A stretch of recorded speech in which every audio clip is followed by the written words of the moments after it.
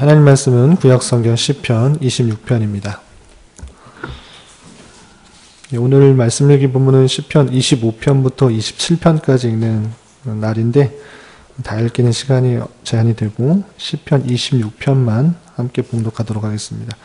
구약성경 시편 26편 1절부터 12절까지 말씀 함께 봉독하겠습니다. 내가 나의 완전함에 행하여 싸우며 흔들리지 아니하고 여호와를 의지하여 싸우니 여호와여 나를 판단하소서. 여호와여 나를 살피시고 시험하사 내 뜻과 내 양심을 단련하소서. 주의 인자심이 내 목전에 있나이다. 내가 주의 진리 중에 행하여 허망한 사람과 같이 앉지 아니하였사오니 간사한 자와 동행하지도 아니하리이다. 내가 행악자의 집회를 미워하오니 악한 자와 같이 앉지 아니하리이다. 여호와여 내가 무죄함으로 손을 씻고 주의 제단에 두루 다니며 감사의 소리를 들려주고 주의 기이한 모든 일을 말하리이다. 여호와여 내가 주께서 계신 집과 주의 영광이 머무는 곳을 사랑하오니 내 영혼을 죄인과 함께 내 생명을 살인자와 함께 거두지 마소서. 그들의 손에 사악함이 있고 그들의 오른손에 뇌물이 가득하오나 나는 나의 완전함에 행하려니 나를 속량하시고 내게 은혜를 베푸소서. 내 발이 평탄한 데에 섰사오니 무리 가운데서 여호와를 송축하리이다. 아멘. 이 시간에도 여기까지 나오신 여러분들 위해 하나님의 크신 은혜가 함께하기를 진심으로 기원합니다. 오늘 말씀 읽기 본문은 말씀드린 것처럼 시편 25편부터 27편까지인데 26편 말씀만 함께 이 시간에 나누는 시간을 가질까 합니다. 시편 26편의 표제를 보면 다윗의 시로 되어 있습니다. 다윗이 지었다는 것을 알 수 있는데 그때가 언제인가 확실하게는 알 수는 없지만 우리가 아까 읽은 것처럼 9절과 10절의 내용을 살펴볼 때 9절과 10절에 이런 표현이 있습니다. 내 영혼을 죄인과 함께 내 생명을 살인자와 함께 거두지 마소서. 그들의 손에 사악함이 있고 그들의 오른손에 뇌물이 가득하오나 이런 표현이 있을 때 확실하진 않지만 자신의 생명을 살해하려는 그런 상황 가운데 당면한 것을 생각해 볼 수 있습니다. 그렇기 때문에 사울 또는 압살롬의 그 핍박과 살인 위협에서 도망 다니던 때가 아닐까 생각해 볼 수 있습니다. 그러할 때에 하나님께 의를 호소하면서 공의를 베풀어 달라라고 하는 그런 호소가 담겨 있는 탄원시 또는 비탄시로 분류되는 그런 시입니다. 비탄시 또는 탄원시임에도 불구하고 탄원과 비탄에 대한 그런 내용보다는 성도로서 어렵고 힘든 상황에 있을 때 어떠한 자세를 가져야 되는지를 교훈해주는 교훈적인 내용이 많이 담겨있는 그런 탄원시 또는 비탄시다라고 이해하시면 될 것입니다. 그럼 내용을 통해서 우리가 이 탄원시 또는 비탄시를 통해서 어떤 것들을 또 도전받고 적용할 수 있는지 생각해 보도록 하겠습니다. 먼저 1절에 보면 이렇게 말하고 있습니다. 내가 나의 완전함에 행하여 싸우며 이렇게 되어 있는데 나의 완전함에 행하였다라고 했을 때 하나님 앞에서 절대적인 완전함 이런 것을 말하는 건 아니고 앞 뒤에서 나오는 여러 사람들보다 비교적 완전한 모습을 갖고 있다로 이해하면 될 것입니다. 윤리적으로 도덕적으로 여러 다른 사람들보다는 훨씬 더 완전하게 행하였다라는 것들을 강조하는 표현으로 생각해야 될 것입니다. 하나님 앞에서는 누구나 더 완전하게 죄가 없는 사람이 없을진데 여기서 내가 완전함에 행하였다라는 것은 뒤에 나오는 여러 살인자나 악한 무리들 그런 사람보다는 완전하게 행하였다라는 것들을 강조하는 표현으로 이해할 수 있습니다.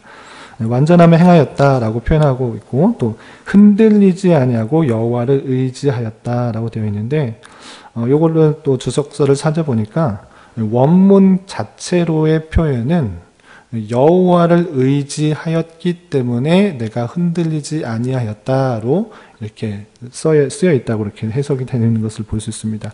하나님께 의지하였기 때문에 내가 여러 상황들 가운데 요동하지 않고 흔들리지 아니하였으니 여호와여 나를 판단하여 주십시오 라고 표현하고 있는 것입니다.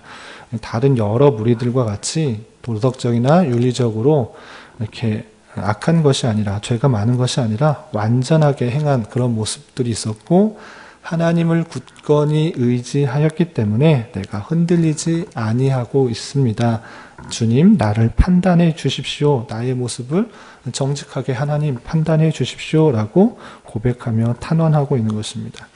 구체적으로 2절에서는 단순히 그 겉모습만을 판단할 것이 아니라 그 속마음까지 진실되게 판단해 주십시오 라고 하고 있는 그런 탄원을 하고 있는 것을 볼 수 있습니다. 2절에서 보면 여호와여 나를 살피시고 시험하사, 살필 뿐만 아니라 시험을 하라는 그런 요청이 있고요. 뿐만 아니라 내 뜻, 내 양심을 단련하소서 되어 있습니다. 그래서 단련하소서라는 것을 또 원어적인 측면을 찾아보면 이게 짜리프라는 단어가 쓰였다고 하는데, 이 짜리프라는 것은 재련하다, 용해하다, 시험하다라고 해석될 수 있습니다.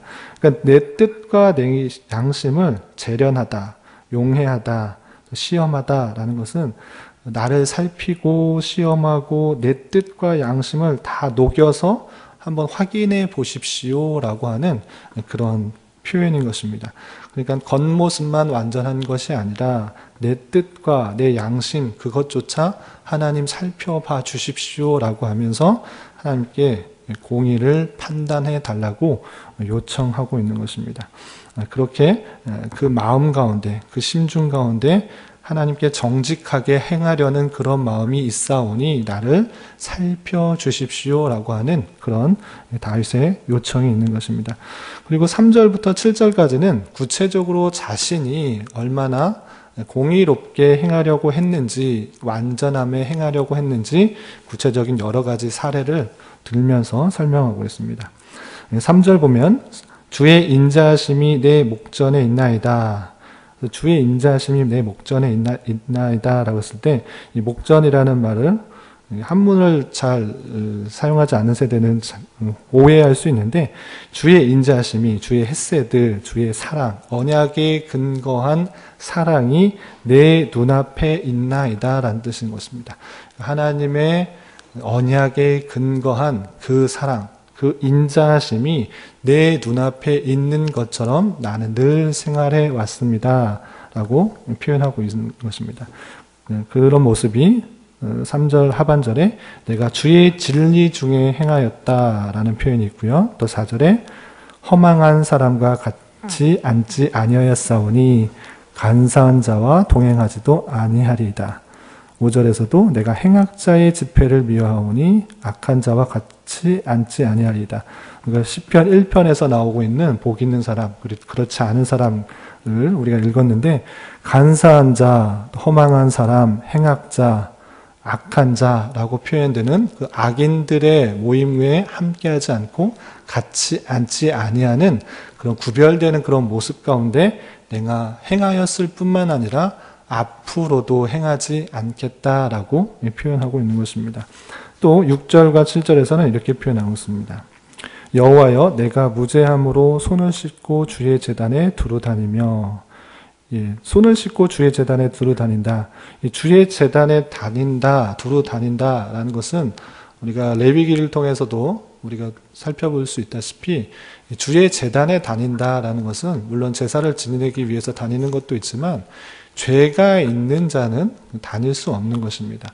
어떤 하나님께 제사를 드릴 때는 손을 씻을 뿐만 아니라 자신의 죄를 정결하게 한 후에나 제단에 다닐 수 있는 것입니다. 그런 것과 같이 내가 무죄함으로 손을 씻고 주의 제단에 두루 다닐 수 있는 자일 뿐만 아니라 두루 다니면서 어떤 일을 할 것인가. 7절에 보면 감사의 소리를 들려주고 주의 기이한 모든 일을 말하리이다.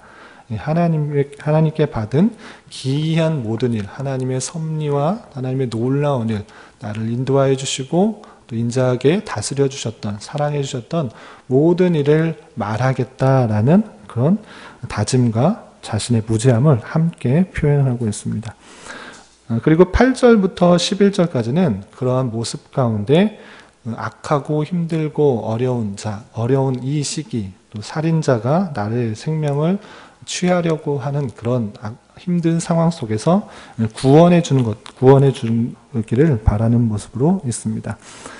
9절 보면 내 영혼을 죄인과 함께 내 생명을 인자와 함께 거두지 마소서. 돌려서 표현하고 있지만 내 생명을 살인자와 같이 지금 함께 죽을 것 같은 그런 어렵고 힘든 상황에 있음을 알 수 있습니다. 그들과 함께 거두지 말아달라. 내 생명을 그런 자와 함께 거두지 말아달라. 내가 그런 사람들과 같이 죽게 하지 말아달라라고 표현하고 있는 것입니다. 10절에서 보면 그들의 손에 사악함이 있고 그들의 오른손에 뇌물이 가득합니다 라고 표현하면서 그들은 거짓되고 또 부패한 그런 사람들 가운데 있기 때문에, 그런 상황들 가운데 있기 때문에 그들과 함께 내 생명을 거두지 말아달라 이렇게 표현하고 자신의 생명을 보존해 주기를 간구하고 있는 것입니다. 11절에서도 나는 나의 완전함에 행하오리니 나를 속량하시고 내게 은혜를 베풀어 주십시오 라고 표현하고 있습니다. 그렇게 어렵고 힘든 죽음이 목 앞에 다가오는 그런 상황 속에서 그들과 함께 생명을 취하지 말아달라고 표현하면서 나는 아무 죄가 없고 또 완전함에 행하려고 노력했던 그런 사람이기 때문에 나의 생명을 지켜주시고 보존해 달라고 탄원하며 하나님께 간구하는 그런 모습이 있습니다. 그러할 때 구원을 간구하는 모습 속에서도 간구하는 자로서의 자세가 또 이 표현에 잠깐 드러나게 됩니다.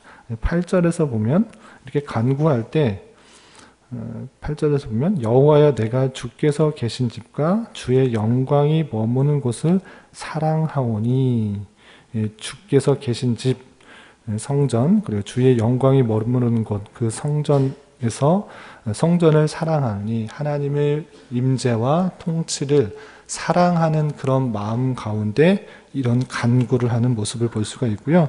또 11절에서 보면 나는 나의 완전함에 행하오리니, 앞에서도 계속적으로 설명한 것처럼 이렇게 간구하는 데 있어서 내 자신이 불의하지 않고 완전하게 행하려고 하는 그런 모습이 있었고, 또 뿐만 아니라 주의 영광과 주의 통치와 주의 임재, 주의 성전을 사랑하는 가운데 있사오니 부디 내 간구를 들어주십시오 라고 하는 그런 자세를 볼 수 있습니다.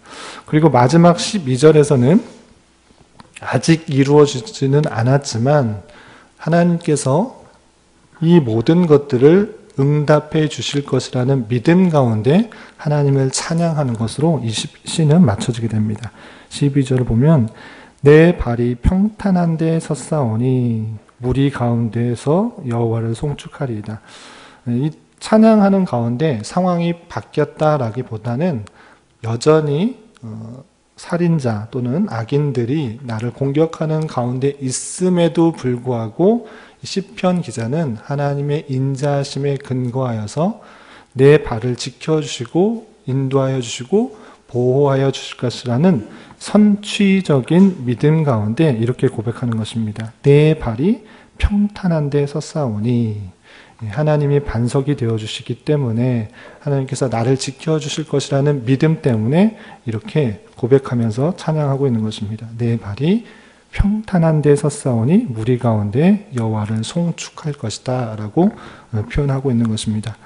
이런 말씀을 통해서 우리 몇 가지 또 도전을 받으면 좋을 것 같은데, 첫 번째는 이 다윗의 고백처럼 자신이 완전하게 행하려고 노력했음에도 불구하고 성도는 때때로 원하지 않는 핍박과 어려움과 탄압이 있을 수 있다라는 사실을 먼저 생각해 보아야 될 것입니다. 우리가 신앙생활을 열심히 하면 어떤 어려움이나 곤란이나 환난, 나에게 힘듦이 찾아오지 않는 것이 아니라 그렇게 했음에도 불구하고 원하지 않게 성도에게는 때때로 어려움과 힘듦, 환난이 찾아올 수 있다라는 사실들을 우리는 말씀을 통해 생각할 수 있어야 될 것입니다. 그러할 때 중요한 것은 성도의 다윗의 고백처럼, 다윗의 모습처럼 하나님께 더욱더 의지하고 간구하며 나아가는 것입니다. 그냥 나아가는 것이 아니라 주의 인자심에 근거하여서 나아가는 그런 신앙이 되어야 될 것입니다. 하나님께서 택하신 백성을 붙드시고 이끄신다는 그 사실들, 그리고 모든 것을 합력하여 선을 이루실 것이라는 그런 믿음 가운데 주님을 더욱 찾고 의지하고 부르짖으며 나아가는 것이 성도의 기본 자세다라고 할 수 있겠습니다. 그래서 신앙생활을 할 때 열심히 신앙생활을 했는데 왜 이렇게 어려움이 찾아오는가, 힘듦이 찾아오는 것인가, 그럴 것이 아니라 그러할지라도 하나님을 더욱더 의지하고 찾는 기회로 삼아 하나님의 인자심을 발견할 수 있는 수단으로 삼아야 될 것입니다. 그리고 마지막으로 생각해야 될 것은 우리가 마지막 12절에서 다윗의 고백처럼 아직 이루어지지는 않았지만 하나님께서 성도를 붙드시고 이끌어 가신다. 주님께서 나의 반석이시오 요새가 되어준다는 그 사실에 근거하여서 아직 상황이 바뀌지 않고 또 힘들과 어려움이 있을지라도 내 발이 주님의 평탄한 곳에 섰다라고 믿고 선취적 신앙 가운데 하나님의 인도하심과 섭리를 찬양하고 높이는 삶이 되어야 될 것입니다. 여러분들의 삶이 현재 어떠하든지 간에 모든 것들이 주님의 섭리 가운데 있음을 믿고 어렵고 힘들 때 더욱더 하나님을 찾고 의지하는 그런 신앙을 가져야 될 것이고, 당장의 눈앞에 보이는 현실이 바뀌지 않았을지라도 하나님 때에 하나님께서 이루시고 또한 선하게 이끌어 줄 것이라는 믿음 가운데 더욱더 주님을 찬양하고 높일 수 있는 저와 여러분이 되시기를 주님의 이름으로 부탁을 드리겠습니다. 기도하겠습니다. 하나님 아버지, 오늘 말씀을 통해 신실한 신앙생활을 하는 가운데서도 때때로 어려움과 힘듦이 찾아올 수 있음을 보았습니다. 그러한 어려움이 찾아올 때 더욱더 하나님을 의지하는 자 되게 하여 주시고, 선민을 향한 하나님의 계획이 아름답고 선을 이루는 것임을 아는 자로서 선취적 신앙으로서 하나님께 감사하며 찬양하는 자로서 날마다의 삶을 살아갈 수 있는 자 되게 하여 주시옵소서. 오늘은 구역장 성경 공부와 수요 성경 공부가 있습니다. 구역장들 붙들어 주시고 구역장 성경 공부 모임을 통하여서 또한 구역을 섬기는 것을 통하여서 더욱더 구역과 교회가 하나 되며 말씀을 통한 위로가 있는 모임이 되게 하여 주시고, 성경 공부를 통하여서 바른 신학적 교리 안에 말씀을 바로 이해하고 잘 깨달아 온전히 하나님께 영광을 돌리며 하나님께서 원하시는 삶을 잘 살아가는 자 되게 하여 주시옵소서. 주님, 5월은 가정의 달로 보내고 있습니다. 주님께서 허락하신 가정의 의미를 생각하며 보내게 하여 주시고, 여러 행사들을 통하여서 교회 같은 가정 같은 교회의 모습이 풍성하게 드러나게 하여 주시며, 특별히 가족 가운데 아직 믿지 않는 가족들에게도 복음이 전파되는 은혜가 있게 하여 주시옵소서. 담임 목사님과 중직자들, 임직 예정자들에게도 함께 하여 주시고, 교회의 여러 가지 당면한 문제들 가운데 하나님의 뜻을 쫓아 교회를 든든히 세워가는데 부족함이 없도록 인도하여 주시옵소서. 교회 내 여러 병약자와 이런저런 문제로 마음 아파하는 자들이 있습니다. 주님께서 친히 함께 해주셔서 그들을 위로하여 주시고 그의 눈물 닦아주시며 주님의 선한 인도하심을 경험하며 평강 가운데 감사의 고백이 늘 넘쳐나게 하여 주시옵소서. 이 시간 각자 간구하는 입술의 고백 위에도 주님의 선한 열매가 있게 하여 주시옵소서. 예수님의 이름으로 기도드리옵나이다. 아멘. 하늘에 계신